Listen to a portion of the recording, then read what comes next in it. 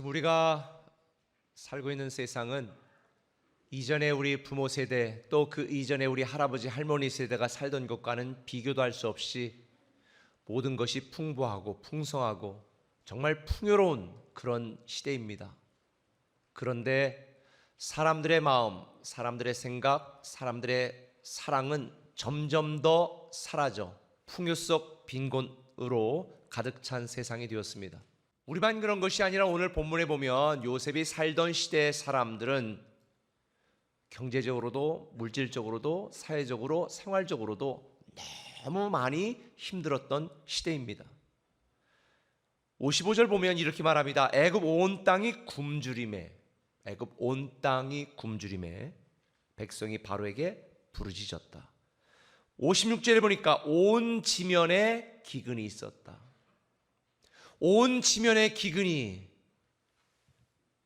온 땅에 흉년이 가득한 세상이 되었습니다. 그래서 굶주려 죽겠다고, 힘들어 죽겠다고, 목말라 죽겠다고, 더 이상 버틸 수 없고 견딜 수 없다고 사람들이 울부짖고 있습니다. 종류는 다르지만 우리가 살고 있는 이 시대도 그런 것 같습니다. 그런데 이때 이 애굽 땅에는 하나님이 준비했던 한 사람 때문에 온 세상이 구원을 얻습니다. 살아갈 방법을 찾게 됩니다. 하나님이 세우신 그 사람의 이름은 요셉입니다. 하나님은 요셉에게 꿈을 주셔서 이렇게 될 일들을 미리 아신 하나님이 모든 사람을 구원하고 요셉의 가족과 모든 자손들을 구원할 구원자로 요셉을 세우시고 그 꿈과 사명을 이루게 하셨습니다. 근데 저는 이 애굽 땅과 같이 동일하게 많은 사람들이 힘들다고 어렵다고 죽겠다고 몸부림치는 이 시대에 요셉과 같은 사람이 없을까라는 생각을 합니다. 그런데 아무리 찾아봐도 요셉 같은 지도자는 없는 것 같습니다. 그런데 제가 성경을 묵상하다가 당시 애굽을 구원했던 이 요셉을 통해서 세상을 구원하신 예수님을 발견하게 되었습니다. 성경은 곳곳을 보면 세상을 구원했던 이 요셉을 세상을 구원했던 예수 그리스도 그분과 대비시키며 설명하는 것을 성경 여러 군데에서 우리는 발견할 수 있습니다. 특별히 의도적인 것인지는 모르겠지만 예수님을 낳은 육신의 아버지 이름이 요셉인 것도 저는 놀랍습니다. 요한복음 1장 45절에 뭐라고 말했어요? 여러 선지자가 기록한 그 일을 우리가 만났으니 요셉의 아들 나사렛 예수라. 애굽 땅대에 죽어가는 많은 사람들을 구원했던 사람의 이름이 요셉이었는데 하나님 그 요셉의 아들 예수 그리스도를 통해서 이 땅에 있는 많은 사람들을 구원하는 구원자로 만들어주시고 세우셨습니다. 이 기근이 심하던 당시에 각국의 모든 백성들은 요셉에게 와야 살 수 있었습니다. 57절에 각국 백성도 양식을 사려고 애굽으로 들어와 요셉에게 이르렀으니 기근이 온 세상에 심함이었더라. 지금도 마찬가지입니다. 누가 나를 구원할까? 누가 나의 힘이 될까? 어디에서 내가 살아갈 방법을 찾을 수 있을까? 고민하고 괴로워하는 이 시대에 성경은 분명히 말합니다. 예수 그리스도에게 나와야 구원을 얻을 수 있고 예수 그리스도에 나와야 살아갈 수 있다라고 말합니다. 세상에 많은 사람들이 예수님 외에 다른 누군가가 우리의 구원자가 될 거라고 기대합니다. 찾습니다. 온갖 이단과 사이비에 빠집니다. 그런데 성경 사도행전 4장 12절에 보면 분명히 말합니다. 천하 만민에게 구원을 얻을 만한 다른 이름을 우리에게 주신 일이 없다. 오직 예수 그리스도 그분만으로 우리가 구원 얻을 수 있다고 분명하고 명확하게 가르쳐주고 있습니다. 그렇다면 이 예수를 알고 믿고 있는 저와 여러분들은 이 영적 흉년과 경제적인 기근으로 고통당하는 사람들에게 살 방법이 있다, 우리에게 살게 하는 분이 있다라는 사실을 알려줘야 되지 않을까요? 굶주린 백성들에게 살리는 양식을 유통했던 요셉처럼 우리도 회복의 말씀과 회복의 복음을 세상 사람들에게 유통해야 되지 않을까요? 성경은 그것을 우리의 사명이라고 이야기합니다. 요셉이 자기의 창고를 열어서 사람들에게 양식을 나눠주며 살리는 사명자로 산 것처럼 우리도 복음의 창고를 열어 그들에게 살 방법이 있다는 걸 알려줘야 됩니다. 이런 사명자의 삶을 살기 위해 우리가 알아야 될, 또 우리가 가져야 될, 우리에게 필요한 믿음이 두 가지가 있습니다. 첫 번째는 이겁니다. 나는 사명자로 부름받았다는 믿음을 가져야 됩니다. 한번 따라 합시다. 나는 사명자로 부름받았다. 사명자로 부름받았다. 오늘 46절에 요셉이 애굽 왕 바로 앞에 설 때 30세라 그가 바로 앞을 떠나 애굽 온 땅을 순찰하니 7배 풍년 토지 소출이 심히 많았다. 하나님이 요셉을 부르시고 꿈과 비전, 사명을 주셨을 때가 17세였는데 벌써 30세가 되었습니다. 우리 주님도 요셉처럼 30세부터 사역을 시작하셨습니다. 너무나 놀랍지 않아요? 요셉에게 사명을 주고 부르신 17세부터 30세까지 13년 동안 요셉은 수많은 어려움과 고난을 겪었지만 하나님은 그 모든 과정을 단 한 시간도, 단 한 방울의 눈물도 허비하거나 낭비하지 않으시고 요셉에게 주셨던 꿈과 비전, 그 사명을 이룰 수 있는 꿈의 재료로, 형통의 재료로, 축복의 재료로 사용하신 줄 믿으시기를 바랍니다.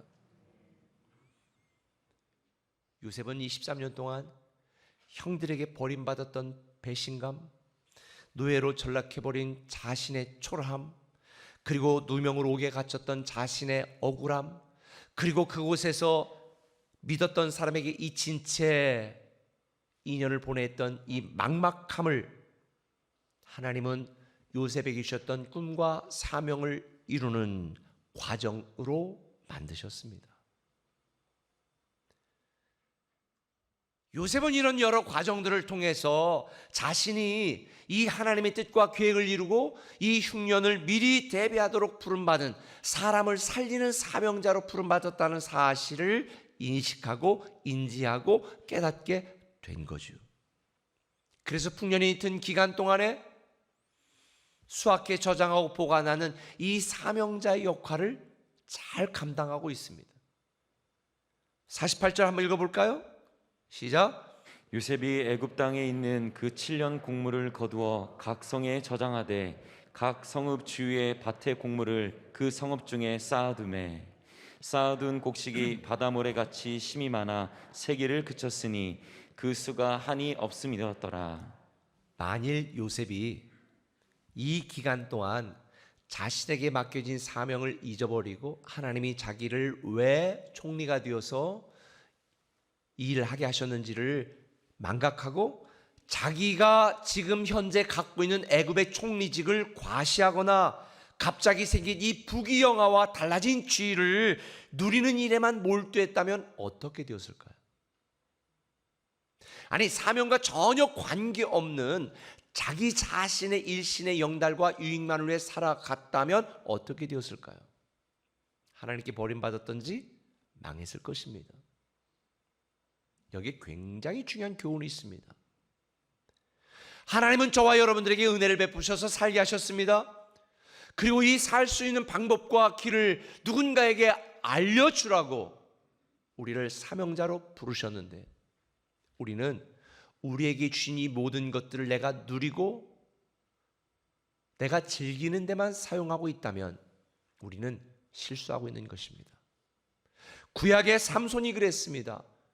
고통당하는 이스라엘 백성들을 구원하도록 사명자로 그에게 꿈을 주시고 부르셨는데 삼손은 자기가 갖고 있는 이 초월적인 능력을 하나님의 꿈과 비전과 사명을 위해 사용한 것이 아니라 자기 자신의 능력을 과시하고 육적인 쾌락을 즐기는데 대부분 허비하고 말았습니다.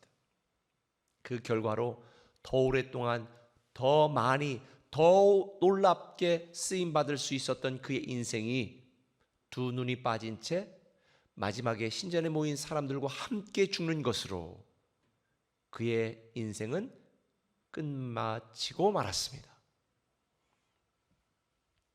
그런데 요셉은요, 하나님이 왜 자기를 애굽의 총리로 세우셨고 오늘 이 일을 하게 하시는지에 대한 분명한 뜻을 알았기 때문에 자기에게 맡겨진 동안 맡겨진 일에 충성하는, 최선을 다하는 삶을 살았습니다. 사명과 꿈과 비전을 위해 살아가는 삶을 살았던 것입니다. 우리도 하나님이 오늘의 내가 되게 하시고 오늘의 나로 만드신 이유와 목적을 알아야 됩니다. 하나님이 왜 나를 이 땅에 태어나게 하셨는지, 하나님이 왜 나에게 이런 가정을 꾸리게 하셨는지, 하나님이 왜 나에게 이 자녀를 주셨는지, 하나님이 나에게 왜 오늘 이 직책을, 이 직위를 갖게 하셨고 이 사업을 하게 하셨는지, 단지 돈 많이 벌고 내 육신의 인생을 즐기며 누리며 살다가 끝나라고 준 게 아니라는 이 영적 자각과 영적 분별이 우리에게 있어야 되는 거예요. 하나님이 애굽의 요셉을 애굽의 총리가 되게 하신 것은 자신의 능력을 증명하고 애굽의 총리의 영광을 누리라고 준 것이 아니고 이 풍년의 축복을 요셉 자손만 대대손손 누리라고 준 것이 아닌 거예요. 요셉은 하나님이 자기를 그 여러 과정들을 통해 연단하시고 오늘의 자기가 되게 하신 것은 하나님의 뜻을 이루고 하나님이 주신 사람을 살리는 이 사명자의 삶을 살라고 부르셨다는 이 믿음이 있었기 때문에 그는 평생 그 꿈과 비전과 사명을 중심으로 인생을 살아간 것입니다. 베드로전서 2장 9절은 분명히 말합니다. 너희는 택하신 족속이요 왕 같은 제사장이요 거룩한 나라요 하나님의 소유된 백성이니 이는 너희를 어두운 데서 불러내어 그의 귀한 빛에 들어가게 하신 이의 아름다운 덕을 선포하고 증거하고 선전하고 사명을 다하도록 만들게 하기 위함이다. 그런데 요즘 성도들의 모습은 어떻습니까? 사명자로 부름받았다는 생각조차 하지 않습니다. 그저 내가 받을 복, 내 가족이 받을 복만 구하며 좁은 시야로 신앙생활합니다. 이것이 바로 오늘날 한국 교회가 그 복음의 영향력을 잃어버린 이유입니다. 세상의 소금과 빛이 되는 대신에 착한 교회, 착한 성도가 되는 대신에 자신이 받을 복에만 몰두하는 이기적인 사람들로 가득 찬 교회가 어떻게 세상 사람들에게 감동을 주겠습니까? 저분 교회 다니는데 감동이야. 저분 참 괜찮은 분이야. 이런 감동을 주는데 아이고 저런 인간이 교회를 다녀. 그러니까 교회가 썩지. 이런 소리를 들으면 안 된다는 거죠. 지난주 이태원의 비극처럼 우리가 수요일에 함께 기도했습니다. 위로하기로. 그런데 정말 이 세상은 살아있는 것 자체가 비극인 것 같아요. 하나님을 모르고 살아가는 것 자체가 비극 아니에요? 살 길이 있고 살 방법이 있다는 걸 모르고 자기의 쾌락과 자기의 욕심을 위하여 이 세상의 문화를 쫓아다니다가 죽어가는 것이 얼마나 비극이에요. 우리는 이 비극을 안타까워야 되고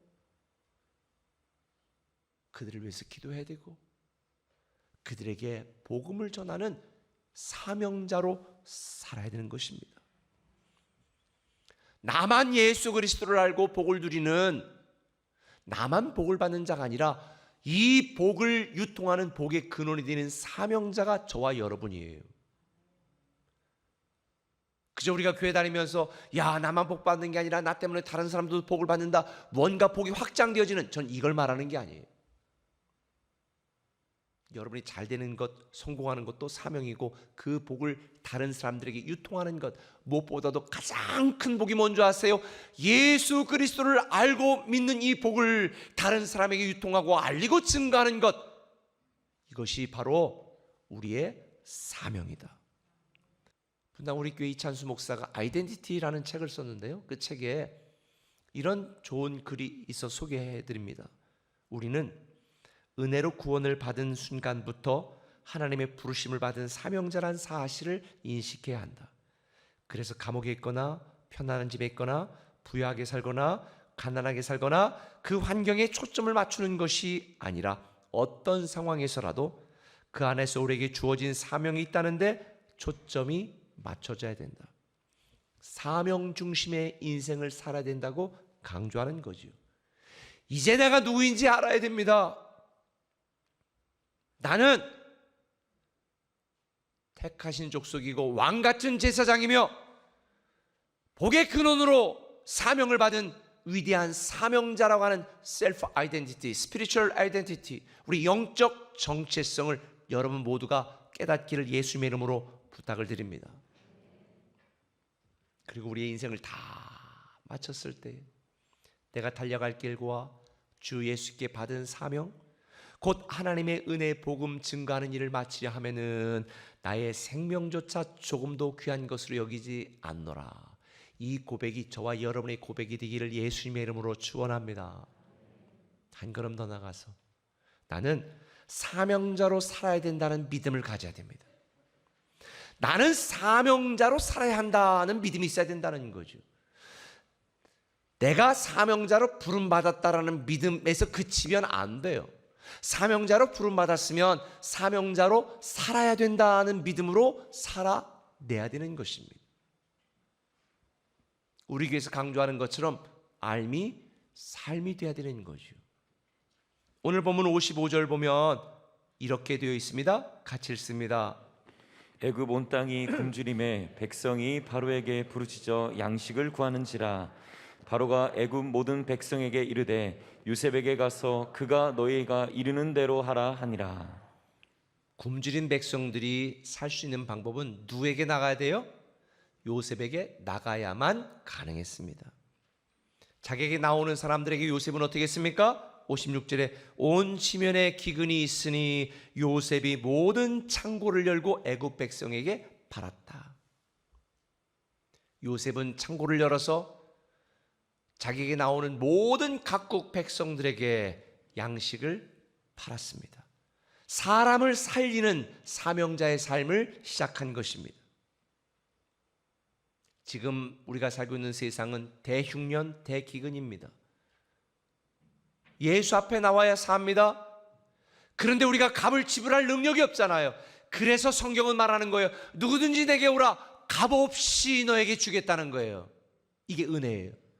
누구든지 예수 그리스도 앞에 나오면 이미 십자가에서 우리를 대신하여 죽으신 예수 그리스도의 핏값으로 값없이 양식을 살 수 있다. 성경이 그렇게 말하고 있어요.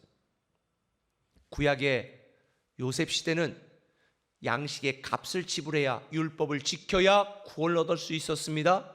그런데 지금은 예수 그리스도 앞에 나와도 값없이 양식을 살 수 있습니다. 은혜로 양식을 살 수 있습니다. 그게 바로 저와 우리입니다. 그래서 우리는 사람들에게 말해야 돼요. 요셉의 창고로 오세요. 복음의 창고로 오세요. 교회로 오세요. 여기에 살 수 있는 길이 있습니다. 값없이 주시는 하나님의 은혜가 있습니다. 이 살리는 복음, 은혜를 나누는 사명자가 저와 여러분이 되어야 되는 것입니다.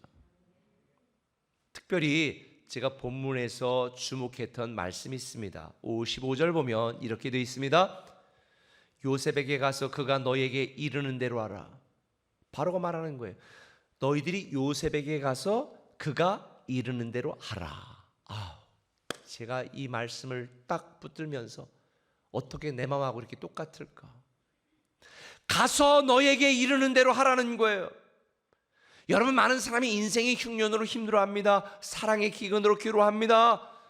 저는 이렇게 말하고 싶어요. 교회에 가서 너에게 이르는 대로 살아보라. 너에게 이르는 대로 살아보라는 거예요. 여러분이 어릴 때부터 부모 말 잘 들었으면 지금 다 성공했어요. 공부 열심히 해라. 가려먹지 말아라. 그렇죠? 왜 신앙적으로도 하나님의 축복을 누리지 못하는 줄 아세요? 목사 말을 안 들으니까. 매주마다 여러분에게 이렇게 해야 된다고 말하잖아. 이 말씀을 들은 대로 살기만 하면, 이르는 대로 여러분이 행하기만 하면요, 여러분 모두는요 위대한 사명자, 요셉 같은 그런 사명자로 축복을 누릴 수 있고 사명을 감당할 수 있는데, 듣는 것에서 끝나잖아요. 딱 나가면서 잊어버리잖아요.